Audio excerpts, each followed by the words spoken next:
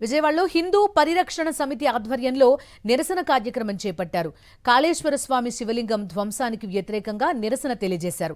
శివలింగానికి దయానంద దత్తస్వామి, కోటీశ్వర రూపానంద స్వామి ప్రత్యేక అభిషేకం చేశారు.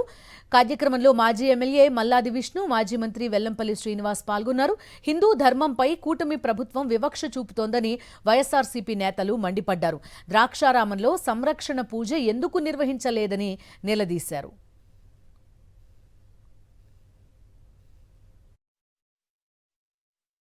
వైకుంఠ ఏకాదశి రోజున ఈ భూమండలంలోనే అత్యంత విశిష్టత కలిగినటువంటి ద్రాక్షారామంలో కపాలేశ్వర స్వామి శివలింగాన్ని అక్కడ ఉన్నటువంటి తెలుగుదేశానికి సంబంధించినటువంటి ఒక లీడర్ యొక్క తమ్ముడు దాన్ని ధ్వంసం చేయటం ఒక ఎత్తు అయితే, ఆ ధ్వంసం చేసినటువంటి శివలింగాన్ని సూర్యాస్తమయం అయిన తర్వాత కనీసం అక్కడ ఉన్నటువంటి అర్చక స్వాముల యొక్క సలహా కూడా తీసుకోకుండా ఆగమేఘాల మీద ఏదో ఒక గోడ కట్టినట్టుగా శివలింగాన్ని ప్రతిష్ఠించడం చాలా దుర్మార్గమైనటువంటి చర్య, చాలా అపచారం.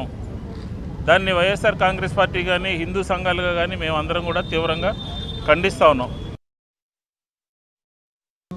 ఈ కూటమి ప్రభుత్వం ఏర్పడ్డాక హిందూ దేవాలయాల మీద, హిందూ భక్తుల మీద, హిందూ దేవతామూర్తుల మీద దాడులు విపరీతంగా జరుగుతున్నాయి. దేవాలయాల పరిరక్షణలో కానివ్వండి, భక్తుల యొక్క సౌకర్యాల్లో కానివ్వండి, ఈ కూటమి ప్రభుత్వం పూర్తిగా కూడా విఫలమైపోయింది. దానికి ఉదాహరణలకి అనేక ఉదాహరణలు.